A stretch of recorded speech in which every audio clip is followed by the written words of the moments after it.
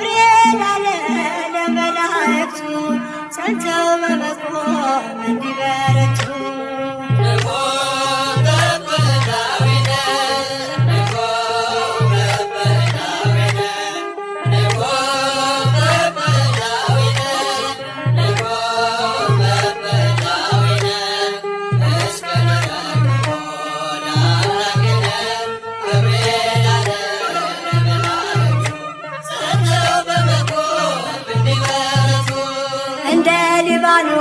ዝግባ ከካሉ የጥፋት ልጆች ምድርን ቢሞሉ አብዝተን እንጩህ ስሙን እንጥራ እንጠብቅ ጌታን ለእኛ እስኪራራ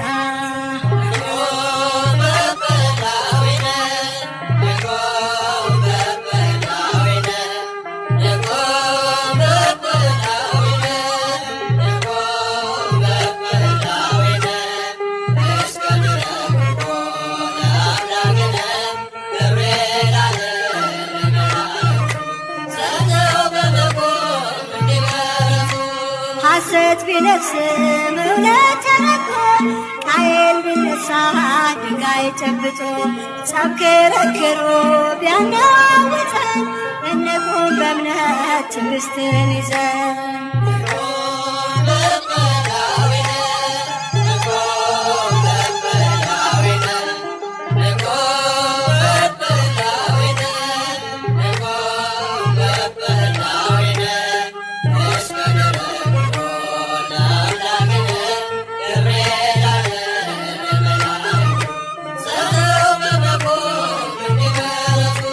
ብርቱ ሰንሰለት በእኛ ላይ ቢከብ በእሾህ ቢታጠር መሄጃው መንገድ ዓይናችን ቢያይ ሰላም ደፍርሶ መርዙን ይነቅላል እግዚአብሔር ደርሶ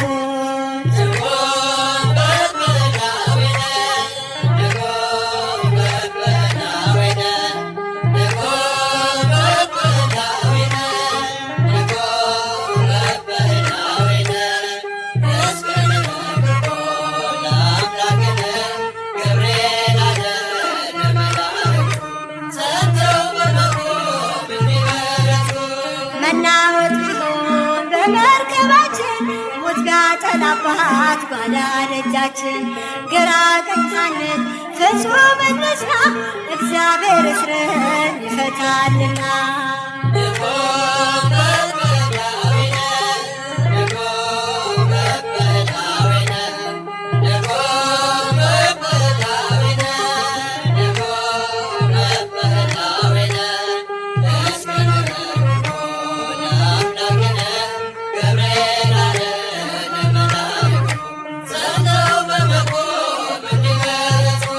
ደስታችን ሲርቅ ላንደርስበት ፊታችን ቢርስ በእንባ ጅረት የሚያረጋጋ በኃያል ቃሉ እግዚአብሔር አለ ያልፋል ሁሉ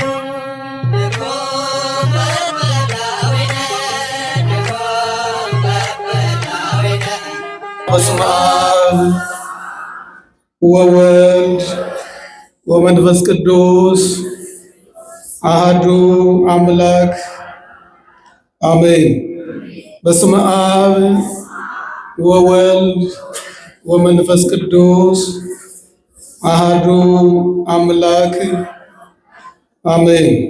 ክቡራን አባቶቼ፣ መምህራነ ወንጌል፣ ዲያቆናት፣ ካህናት፣ የእግዚአብሔር በጎ ስጦታዎች፣ የቤተ ክርስቲያን አበባዎች፣ የመንግሥተ ሰማያት ፍሬዎች ሁላችሁም የምስጢር ሙዳይ የብርሃን መዝገብ በሆነችው በእናታችን በቅድስት ድንግል ማርያም ልጅ በጌታችን በአምላካችን በመድኃኒታችን በኢየሱስ ክርስቶስ ፍቅርና ሰላም እንደምን ዋላችሁ? አሜን። ዛሬ ላይ ያደረሰን የአባቶቻችን አምላክ ስሙ የተመሰገነ ይሁን። ዛሬ ላይ ፈቃደ እግዚአብሔርን አስቀድመን ለትምህርታችን መነሻ የሆነን ዘንድ የመረጥነው ርዕስ በዮሐንስ ወንጌል ምዕራፍ 17 ቁጥር 4 ላይ አንሰ ሰባይኩከ በዲበ ምድር ፈጺምየ ግብረ ዘወሀብከኒ ከመ እግበር የሚል ይሆናል። ወደ አማርኛ ሲመለስ አደርግ ዘንድ የሰጠኸኝን ሥራ ፈጽሜ በምድር አከበርሁህ። እሰራ ዘንድ የሰጠኸኝን ሥራ ፈጽሜ በምን አከበርሁህ? በምድር አከበርሁህ።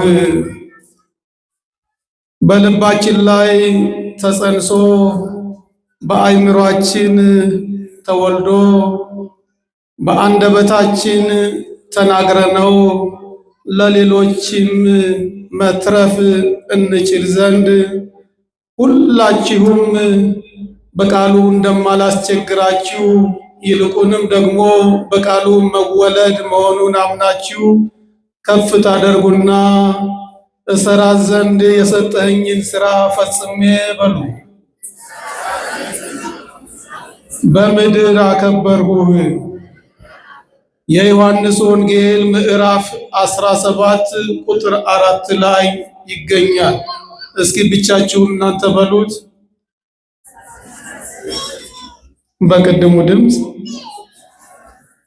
በየተራ ሳይሆን አንድ ላይ እሰራ ዘንድ የሰጠኝን ፈጽሜ በምን አከበርሁ? በምድር አከበርሁህ። ጌታችን አምላካችን መድኃኒታችን ኢየሱስ ክርስቶስ ከልደቱ ጀምሮ መስቀል ላይ ተሰቅሎ ተፈጸመ የሚልበት ጊዜ መቅረቡን አውቆ ስለ ደቀ መዛሙርቱና ዓለም ላይ ስለተወለዱና ስለሚወለዱ የክርስትና ክፍሎች ወይንም ደግሞ አማንያን የጸለየው ጸሎት ነው። በዚህ ጸሎት ውስጥ የላከውን አብን በቀደመ ክብሩ እንዲያከብረው ሲፈልግ በምድር ላይ በሥላሴ ፈቃድ የመጣበትን ከልደቱ እስከ ትንሣኤው ከትንሣኤው እስከ ዕርገቱ ማጠናቀቁን የሚገልጽበትን ክፍል በዚሁ በዮሐንስ ወንጌል ምዕራፍ 17 ከቁጥር 1 ጀምሮ እናገኘዋለን።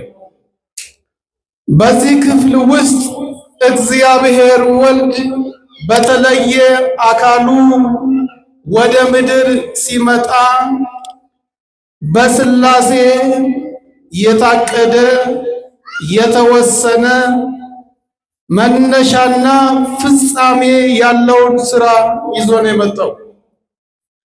ከልደቱ ጀምሮ እስከ ዕርገቱ ድረስ በሥላሴ ያልተፈቀደ ማለትም የባህሪ አባቱ የማያውቀው እርሱ የሚያውቀው የባህሪ ሕይወቱ የሚያውቀው እርሱ ደግሞ የሚያውቀው ነገር የለም። ምን ማለት ነው? አባቱ የሚያውቀውን እርሱ ያውቀዋል። እርሱ የሚያውቀውን ደግሞ ማን ያውቀዋል? መንፈስ ቅዱስ ያውቀዋል። የሰው ልጅ ይድን ዘንድ አስቀድሞ በእግዚአብሔር ሲታቀድ ወደ ተግባርም ደግሞ ከሦስቱ አካል አንዱ አካል የሆነው እግዚአብሔር ወልድ በቃልነቱ ኩነት መጥቶ ሲወለድ የማን ፈቃድ ነው? የሥላሴ ፈቃድ ነው። የሥላሴ ዕውቀት ነው። የሥላሴ ሐሳብ ነው። የሥላሴ ዘላለማዊ እውነት ነው። ያን እውነት መጥቶ ተወልዶ ተርቦ ተጠምቶ ተገርፎ ተሰቅሎ ሞቶ ተነስቶ አርጎ ሁሉንም መፈጸሙን በሥላሴ ዘንድ የታወቀ የተረጋገጠ ስለነበረ አደርግ ዘንድ የሰጠኸኝን ሥራ ሁሉ ፈጽሜ በምን አከበርኩ? በምድር አከበርኩ።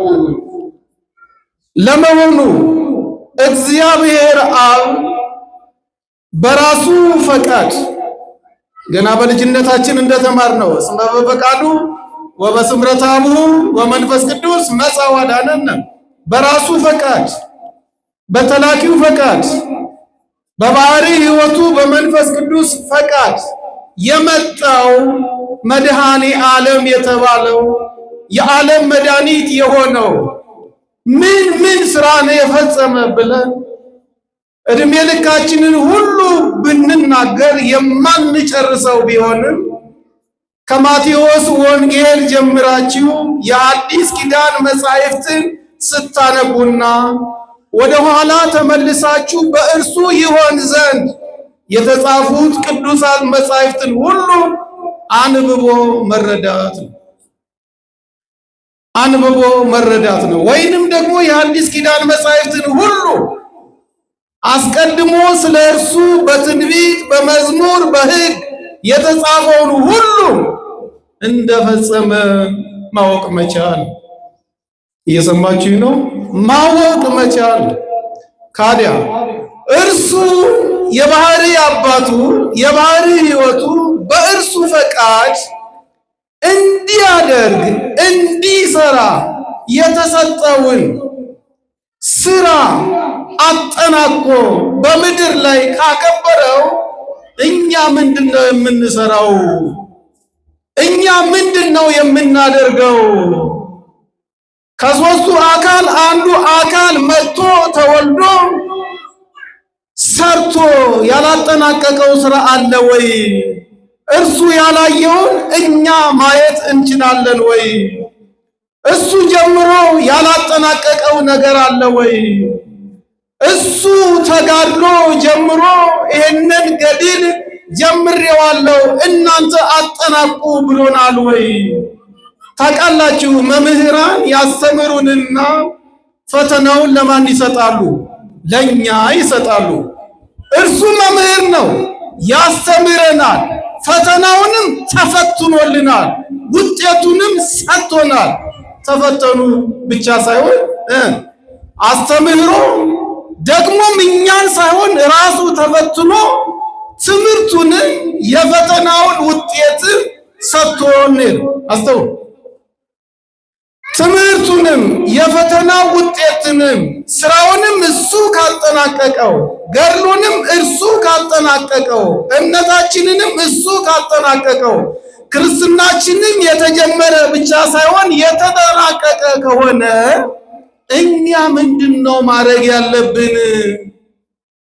በዚህ በዮሐንስ ወንጌል ምዕራፍ 6 ቁጥር 27 ላይ ወይቤልዎ ምንተ ንረሲ ከመ ንግበር ግብረ እግዚአብሔር፣ የእግዚአብሔርን ሥራ እንሰራ ዘንድ ምን እናድርግ ብለው የተከተሉት ሰዎች ጠየቁት። ወአውስአ እግዚእ ኢየሱስ ዝንቱ ውእቱ ግብረ እግዚአብሔር ከመ ትእመኑ በዘፈነወ ውእቱ። ምን እንስራ ብላችሁን የጠየቃችሁኝ? ምን እናድርግ ብላችሁን የጠየቃችሁኝ? ምን ይሻለናል ብላችሁን የጠየቃችሁኝ? እንግዲያውስ አላቸው፣ ምን እንስራ ብላችሁ ከጠየቃችሁኝ ስራችሁ መሆን ያለበት፣ ውሏችሁ መሆን ያለበት፣ አይምሯችሁና አይናችሁ ህሊናችሁ ሁሉ መኖር ያለበት በእግዚአብሔር በላከው ታምኑ ዘንድ ይህ የእርሱ ስራ ነው አለት። እየሰማችሁ ነው? እነሱ ምን እንስራ ብለው ጠየቁት። ምን እናድርግ ብለው ጠየቁት። እሱ ግን ምን አለ? የእናንተ ስራ መሆን ያለበት የላከውን ኢየሱስ ክርስቶስን ማመን ነው አላችሁ። አያችሁ? እምነትን ሁሉ ጨርሶ ገድልን ሁሉ ጨርሶ ክርስትናን ጀምሮ ሳይሆን ተፈጸመ ብሎ ሌላ ሶስተኛ ኪዳን እንዳይኖር የኪዳንን ሕግ ሰርቶና አጠናቆ ከሄደ በኋላ እኔና እናንተ መስራት የምንፈልገው ነገር ካለ ልክ እንደ ሰዎቹ ምን እንስራ ምን እናደርግ ብለን ስንጠይቀው ስራችሁ መሆን ያለበት በላከው በተወለደው በተራበው በተጠማው በተሰቀለው በተገረፈው በተነሳው ባረገው ዳግም እናንተን መጥቶ በሚወስደው እመኑ ይላል። እየሰማችሁ ነው? እመኑ። ማመን ስራ ነው ማለት ነው። ማመን የኔና የእናንተ የሁል ጊዜ ስራ ነው። በእርግጥ ይህንን እኔና እናንተ በ40 ቀናችንና በ80 ቀናችን ስንወለድ ልጆች ስንሆን እርሱም አባታችን ሲሆን የጀመርነው ነው። ካዲያ ማመን ስራችን ከሆነ በራሳችን እምነት፣ በራሳችን ስራ፣ በራሳችን ጾም፣ በራሳችን ጽድቅ ደግሞ የጸደቅነው ከስራችን የተነሳ ከጾማችን የተነሳ ከቅድስናችን የተነሳ ከጥበባችን የተነሳ ነው ብለን በእግዚአብሔር ፊት በሥጋ እንዳንመካ ደግሞ እንዲህ አለን። በአንደኛ ቆሮንቶስ ምዕራፍ 1 ቁጥር 29 ጀምረን ስናነብ ሥጋ የለበሰ ሁሉ በእግዚአብሔር ፊት እንዳይመካ። በደንብ ስሙ። ሥጋ የለበሰ ሁሉ በማን ፊት እንዳይመካ? በእግዚአብሔር ፊት እንዳይመካ አለ። ነገር ግን በእግዚአብሔር ይመካ ተብሎ የተጻፈው ይሆን ዘንድ ጥበብና ተመልከቱ፣ ጥበብና ጥበብ አለ፣ ቅድስና አለ፣ ቤዛነትም ጽድቅም በተደረገልን በኢየሱስ ክርስቶስ በኩል ሆነላችሁ።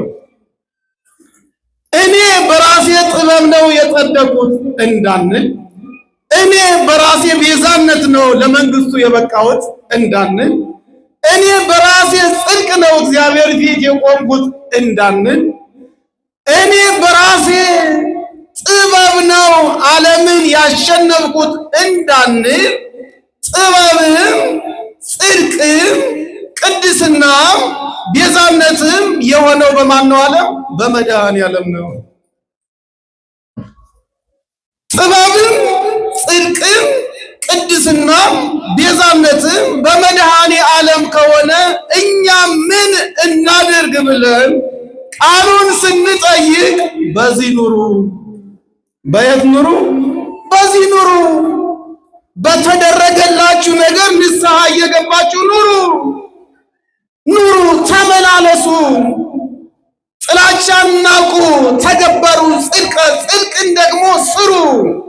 ጽድቅ ምን በሉ? ስሩ፣ ፍጠሩ ማለት አይደለም። በተደረገው ነገር ላይ ተመላለሱ። ሕይወታችሁ የአዘቦት እውነት ይኑረዋል።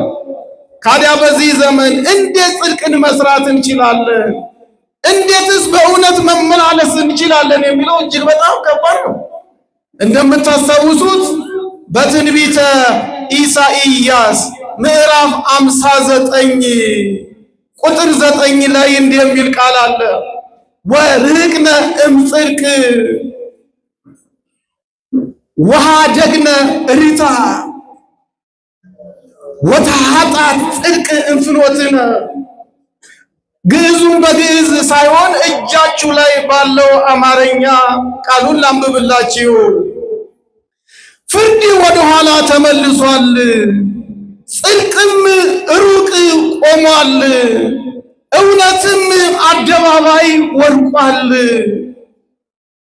የሚገርም ነው። እውነት የት ወድቋል? አደባባይ ወድቋል። እውነትም ከሰው ልጆች ሁሉ ርቋል። ከክፋት እና ከተንኮል የራቀ ሰው እንኳ ቢኖር አለ እሱን ያሳድዱታል። ቃሉ የሚለን በጽድቅ ኑሩ ነው። ፍት አታጓሉ ነው። ጽድቅ ሩቅ ሳይሆን በአእምሯችሁ ይሁን ነው። እውነት ከመካከላችሁ ይጥፋ ሳይሆን በእውነት ምን በሉ ተመላለሱ ነው። ነብዩ ግን እውነት አደባባይ ወድቋል፣ እውነት አደባባይ ቆሟል ቢለን ጥሩ ነበረ። እውነት አደባባይ ላይ ታይቷል ቢለን ግሩም ነበረ። እውነት ጓሮ ላይ ሆኗል ቢለን አላየነውም ምንድን ነበረ። እውነት እያንዳንዱ ቤት አለ ቢለን እኛ ቤት የለም ብለን ሐሳብ እናነሳ ነበረ። ግን ሁላችን በምንመላለስበት አደባባይ ላይ እውነት ወድቋል።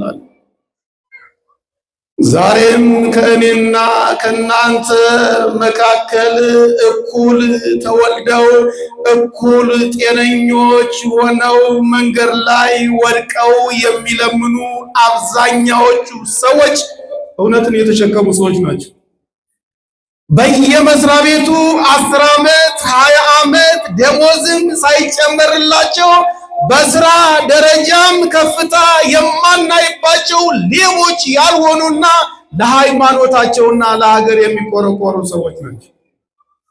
ዛሬ ብዙ እውነትን የሚናገሩ ሰዎች፣ ለእውነት የሚቆሙ ሰዎች ኑራቸው ከባድ ነው። መስሪያ ቤት ያላቸው ገጽታም እጅግ በጣም ውስብስብ ነው።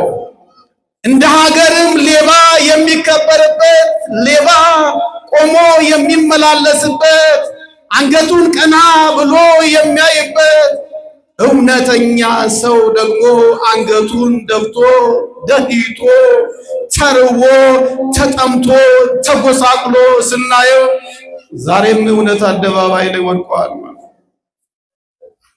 ያን እውነት ኑሩት አለን። በምድር ላይ ሊያደርግ የሚገባውን ስራ የሥላሴን ፈቃድ ያጠናቀቀው መድኃኔዓለም የራሱን ፈቃድ እንዳንረሳ እግዚአብሔር ስለሆነ ሳንረሳ ያጠናቀቀው ጽድቅ ኑሩ። ምክንያቱም ጽድቅ የሆነው በእርሱ ነው አለ። ጥበብ የሆነው በእርሱ ነው አለ። ቤዛነት የሆነው በእርሱ ነው አለ። ቅድስና የሆነው በእርሱ ነው አለ። እናንተ ግን ምን በሉ? ኑሩ ኑሩ። የከበደን መኖር ነው። አንደበታችን ላይ እልልታ ሙሉ ነው። ዝማሬ ሙሉ ነው። ተሰጥኦ ሙሉ ነው። እግዚአብሔር ይመስገን አንደበታችን ላይ ሙሉ ነው። ግን ልባችን ላይ ያልኖርነው ክርስትና ምድር ላይ እንጂ መንግስተ ሰማያት አያስገባን። ብዙ ጊዜ ጉባኤዎች ይዘጋጃሉ። ብዙ መምህራንም ይመጣሉ። ብዙ ዘማሪያንም ይዘምራሉ። ከሁሉም በላይ እዚሁ እናንተን የሚመሯችሁ ከኛም በላይ ናቸውና ያስተምሯችኋል፣ ይገስጿችኋል። ግን ምን ያህል ክርስትና ኑረነዋል? ለእኔና ለእናንተ የሚሰጥ ነው። ታስተውላላችሁ። በዚህ በትንቢተ ዘካርያስ ምዕራፍ 11 ቁጥር 9 ላይ ወእቤሎሙ ኢይሬእየክሙ እንደዚህ ይላችኋለሁ፣ ከዚህ በኋላ አልጠብቃችሁም። ዘሞተሂ ለይሙት የሞተውም ይሙት፣ ወዘደክመሂ ለይርከብ የሚደክመውም የሚጠፋውም ይጥፋ። እስመ ርቀት ጽድቅ ማእከሌክሙ ከእናንተ መካከል እውነት ጠፍታለችና ወይገበርክ ወይቆምክሙ ለተግባር ለእውነትም ለስራም አልቆማችሁምና ከዚህ በኋላ አለ የሚሞተውም ይሞታል። እግዚአብሔር አይገርምም? ምን የሚለው ምን ይበል? ወለዘሞተይ ለይሙት የሚሞተውም ይሙት። ምናልባት ሀገራችን ላይ ሞት የበዛው ከሚኖረው ይልቅ የሚጠፋው የበረከተው እግዚአብሔር በእኔና በእናንተ አኗኗር በእኔና በእናንተ የአንደበት ክርስትና በእኔና በእናንተ ከልብ ያልሆነ በአፍ ላይ በተመሰረተ የክርስትና ምልልስ ሲሆን እኔ ከራሴ ሕይወት ላይ ተሞክሮ ነው የምነግራችሁ። ብዙ ጊዜ መኖር ከብዶናል። መኖር ስለከበደን ይመስለኛል የሚሞተውም ይሞታል። ታዲያ የሚሞተው እንዳይሞት ይልቁንም የተወለደው እንዲያድግ ንስሐ ገብቶ ቅዱስ ሥጋውና ክቡር ደሙን ተቀብሎ በክብር የዘላለም ሕይወትን እንዲኖር ምን ያድርግ ወይንም ምን እናድርግ ካላችሁ የተሰጠንን ሥራ መስራት መቻል አለብን። ልክ እንደ ነቢዩ እንደ ሳሙኤል ኑ እስኪ ተሰብሰቡ፣ እግዚአብሔር እኔና እናንተን ከጠራበት ቀን ጀምሮ የበደልኋችሁ ነገር ካለ ንገሩኝ አለ። ያጠፋሁት ነገር ካለ ንገሩኝ። በእግዚአብሔርና በእናንተ ፊት ስመላለስ ፍትህን አዛብቼ ከሆነ ንገሩኝ። በእኔ ምክንያት አንዲት ዘለላ እንባ ወርዳ ከሆነ ንገሩኝ። በእኔ ምክንያት ከእናንተ መካከል ለእኔ እጅ መንሻ አምጥቶ የሰጠኝ ሰው ካለ ምላሱ ሳይታሰር ይንገረኝ፣ ንገሩኝ አለ። ሁሉም ሰው እጁን አንስቶ አንተ ምንም ነገር አላጠፋህም፣ ምንም አልበደልከንም፣ ይልቁንም አንተ በእግዚአብሔር ፊት እንድንመላለስ አድርገሃል አሉት። ታዲያ ይሄንን ጥያቄ ለእናንተ ብጠይቃችሁ መስሪያ ቤታችሁ ላይ ቆማችሁ ሰራተኞቻችሁን ከጥበቃ ጀምሮ ሐሳብ ስጡ ብላችሁ ብትጠይቋቸው ምን ይሏችኋል?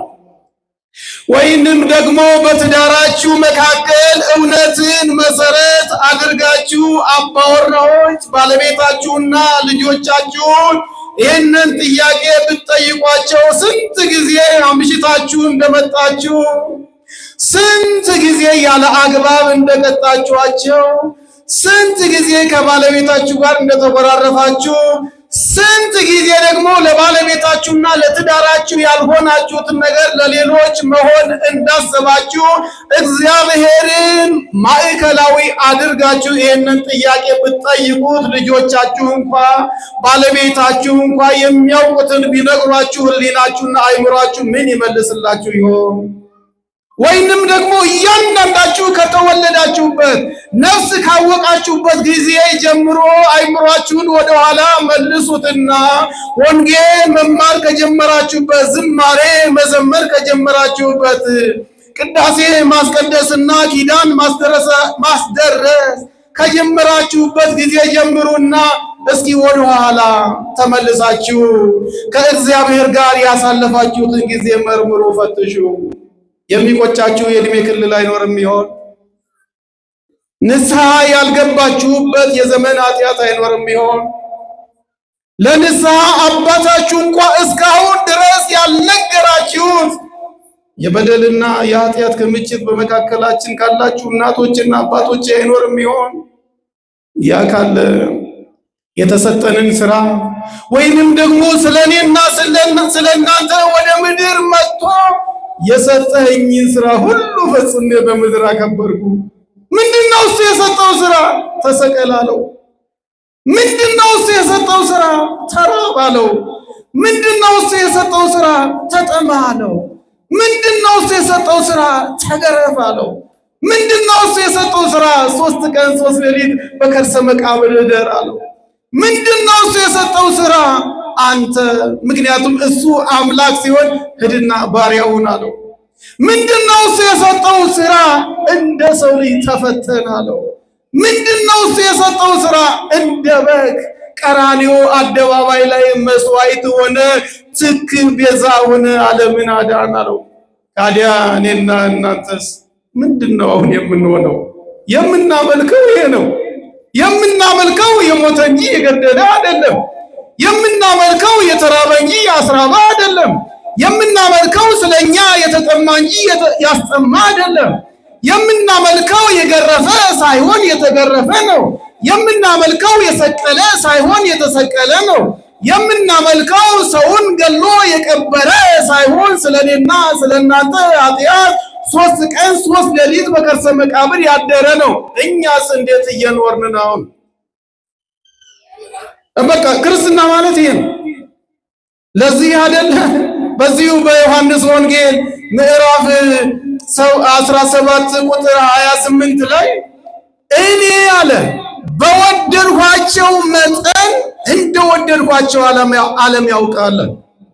ተመልከቱ፣ እርሱ እኛን የወደደበት መጠን በስላሴ መካከል ባለው ፍቅር መጠን አይገርምም? በስላሴ መካከል ባለው ፍቅር መጠን እኔና እናንተን ወደደን። ያን መውደድ ደግሞ ወዶን ብቻ አልቀረም፣ አይምሯችን ላይ ልባችን ላይ አስቀመጠ።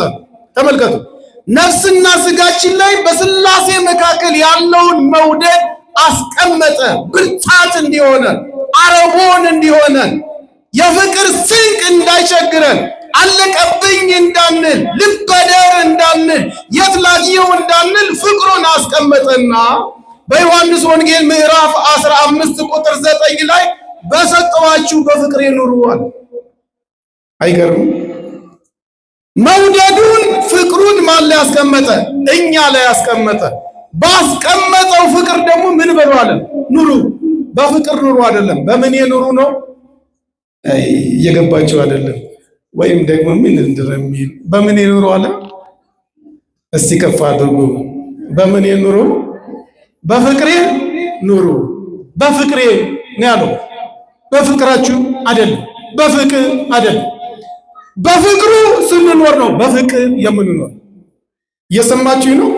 በፍቅሬ ኑሩ። አዎ፣ በፍቅሩ መኖር ስንጀምር በምን እንመላለሳለን? በፍቅር። ያ ፍቅር ደግሞ በስላሴ መካከል ያለ ፍቅር ነው። በዛ ኑሩ አለ። እየኖርን ነው ወይ? አያችሁ፣ ይሄ የተሰጠን ስራ ነው። ይሄ የተሰጠን ስራ ነው። በፍቅሬ ኑሩ ካለ መኖር ብቻ አይደለም፣ እርሱ ለእኛ የሰጠውን ፍቅር ደግሞ ለሌሎቹ ማስተላለፍ፣ ለሌሎቹ ማካፈል፣ ለሌሎቹ መኖር፣ ለሌሎቹ መትረፍ፣ የእግዚአብሔርን ስም ከዚህ የተነሳ ከፍ እንዲል ማድረግ። ታስታውሱ የለ ላደርግ የሚገባኝን አለ ስራ ፈጽሜ በምን አከበርኩ ነው ያለ? በምድር አከበርኩ።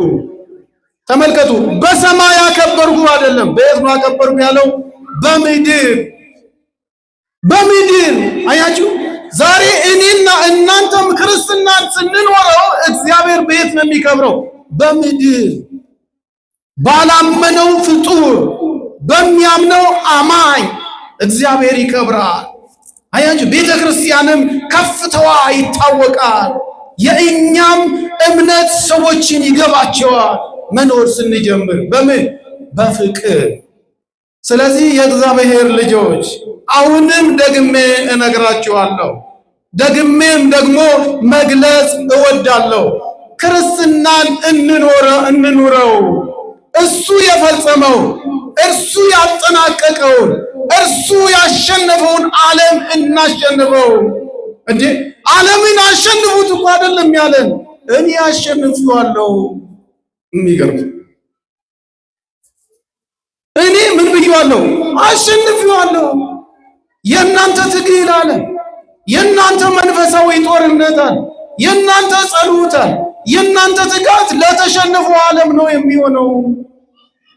አሁን እኔና እናንተን እያሸነፈን ያለው ዓለም እርሱ ያሸነፈው ዓለም ነው። እርሱ የጣለው ዓለም ነው። እሱ ከእግሩ በታች የረገጠው ዓለም ነው። ያንን ደግሞ እንዴት እናሸንፈዋለን ካላችሁ ያሸነፈውን የረታውን፣ አያችሁ፣ በብርሃን ያሳደደውን መድኃኔ ዓለም እግር ስር ስንወድቅ ሁሉም ይወድቃል። ማን ይርዳን? ማን ይርዳን? ለዚህ ነው በዚህ በትንቢተ ኢሳይያስ ምዕራፍ 9 ላይ አያችሁ፣ ጽድቅን የሚሰሩ ሰዎች፣ በንስሐ የሚመላለሱን ሰዎች እንደዚህ ይላቸዋል። አያችሁ፣ በእንጨት መካከል እንዳለ ትንታግ እና በነዶ መካከል እንዳለ ፋና አደርጋቸዋለሁ።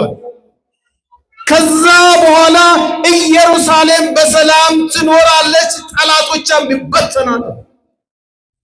በእንጨት መካከል ያለ ትንታግ የሚጠቀመው እርሱ ነው ወይንስ እንጨቶቹ ነው የሚጠቀሙት? እናንተ እኮ መቼም እሳትም አናውቅም እንዳትሉኝ። በእንጨት ያለ መካከል ትንታግ የሚሸነፈው እሳቱ ነው ወይንስ እንጨቱ ነው? ኧረ ተናገሩ። እንጨቱ ነው። ምኑ ስለሚያነደው? እሳቱ ስለሚያነደው። አያችሁ፣ ወደ እኔ ከቀረባችሁ አለ፣ ከተመለሳችሁ አለ፣ መኖር ከጀመራችሁ አለ፣ እናንተ ትንታግ ትሆናላችሁ አለ። ሌላው ምን ይሆናል? እንጨት ይሆናል። እንጨት ከሆነ ደግሞ ትንታጉ አጠገብ ካለ ምን ይላል? ይቃጠላል።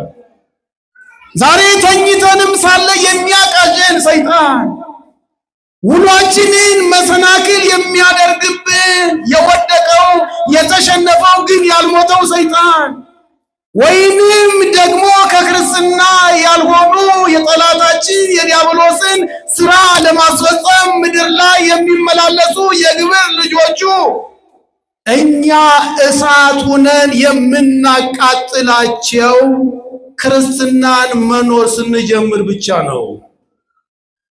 ክርስትና መኖር ስንጀምር ብቻ ነው። ክርስትና የሚጠጣ የህይወት ብቻ አይደለም። ክርስትና የሚበላ የህይወት ምግብ ብቻ አይደለም። ክርስትና ጠላትንን የሚያቃጥል የማይጠፋ እሳት። ምን የሚል እሳት ነው? የማይጠፋ እሳት ነው። እኛ የምንሞቀው ሌሎችን ግን የሚያቃጥል፣ እኛን ከፍ የሚያደርግ ሌሎችን ደግሞ የሚያባርር ክርስትና ነው እኛ የተሰጠ። ያንን ካወቅን ደግሞ ሌላው እንጨት ይሆናል፣ እኛ እሳት እንሆናለን። እኛን ሞቀዋለን፣ ሌላው ይቃጠልበታል። ይህንን እንድንኖርና እግዚአብሔር እንዲከብር ደግሞ የተሰጠንን ስራ መፈጸም ይኖርብናል። ማን ይርዳን? ማን ይርዳን? እግዚአብሔር ይርዳን። ካዲያ እንዴት እንኑረው? እውነት ከባድ ክርስትና እኮ በጣም ቀላል ነገር ነው። እውነት ለመናገር ምን ማለት ነው? በጣም ቀላል ነው። እሱ የኖረውን መኖር ነው። እርሱ የሆነውን መሆን ነው። ብዙ ጊዜ አይታችሁ ከሆነ ከመጽወትና ከመስረቅ የትኛው ነው የሚከብደው? ከመስጠትና ከመስረቅ የትኛው ነው የሚከብደው? መስረቅ። ለምን መሰለ? ጨለማ መጠበቅ አለብህ። ከሰው ጋር መታገል መቻል አለብህ። ደግሞም ያ የምትሰርቀው ሰውዬ ጉልበቱ ከአንተ ከተሻለ ይደበድባል። ከዛም ያልፋል ጉዳዩ። ተመልከቱ። ኃጢአት ከመስራትና ጽድቅን ከመስራት የትኛው ነው የሚበልጠው? ኃጢአት ለመስራት ብዙ ዋጋ ትከፍላለህ። ብዙ ዋጋ። አያችሁ፣ ሰውን ይቅርታ መጠየቅና መበደል ልዩነቱን ይዩት። ጨለማና ብርሃን ልዩነቱን ይዩት። ጽድቅንና ኃጢአትን ልዩነቱን ይዩት። ምጽዋትንና ስርቆትን ልዩነቱን ይዩት። መፋቀርንና መዋደድን ልዩነቱን ይዩት። ልዩነቱ እጅግ በጣም ከባድ ነው። ክርስትና ለኑሯችንም፣ ለትዳራችንም፣ ለስራ ገበታችንም ከሰዎች ጋር ያለንን አኗኗር ሁሉ እጅግ በጣም አቅሎ ነው የሰጠን። ግን ያንን እንዴት እንኑረው? እርሱ የፈጸመውን ያደርግ ዘንድ ሁሉ ያጠናቀቀውን ስራ ነው የሰጠን። ካዲያ እሱ ክርስትናን ከቋጨው፣ ድልን ሁሉ ከደመደመው፣ ክርስትናን ከመጀመሪያው ጀምሮ እስከ መጨረሻ ካደረሰው፣ ሰማዕታት ያንን ሁሉ ዋጋ እንዴት ከፈሉ? ጻድቃን ያንን ሁሉ ዋጋ እንዴት ከፈሉ? ደናግል ያንን ሁሉ ዋጋ እንዴት ከፈሉ ካላችሁኝ፣ ጻድቃን፣ ሰማዕታት፣ ደናግል፣ መነኮሳት፣ የእግዚአብሔር አማኞች ሁሉ ያንን ዋጋ የከፈሉት እርሱ የከፈለልን ዋጋ የማይረሳ የማይጠፋ እሳት ሆኖባቸው ነው። ተመልከቱ። ሰማዕታት የከፈሉት ዋጋ ሁሉ እርሱ የፈጸመውን የሚያልፍ አይደለም። እርሱ ያደረገልን፣ እሱ የከፈለልን እርሱ የሆነልን መድኃኔ ዓለም የሰራውን ሥራ ሁሉ የሚሽር ፍቅር ስለሌለ ነው። የሚያልፍ ቤዛነት ስለሌለ ነው። ከውለታዎች ሁሉ የማይከፈል ውለታ ስለሆነባቸው እና ከእርሱ ይልቅ የተሻለ አምላክ ስለሌለ ነው። ተመልከቱ፣ ስለሌለ ነው። ምክንያቱም ቅድም እንዳልኳችሁ እርሱ ያደርግ ዘንድ ወደ ምድር መጥቶ የፈጸመው እግዚአብሔር የከበረበት መንገድ የማይደገም ነው። አብዛኛው በሰማዕታት የማይደገም፣ በጻድቃን የማይደገም፣ በመነኮሳት የማይደገም መጥቶ በድንግልና ተወለደ። ይህንን ማንም አይደግመው። አምላክ ያደረገውን ድንቅ ስራና የአምላክነቱን ስራ የሚደግም የለም።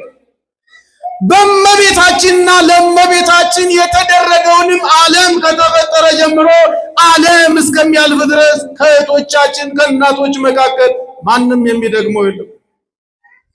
መስቀሉ ላይ የተሰራውን ስራ ሁሉ ቤዛነት ስለሆነ፣ ቅድስና ስለሆነ፣ ምትክነት ስለሆነ፣ የማዳን ስራ ስለሆነ ይህንን ማንም አይደግመው።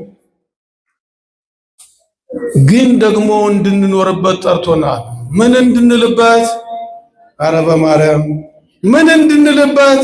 እንድንኖርበት። እስኪ እንኑረው።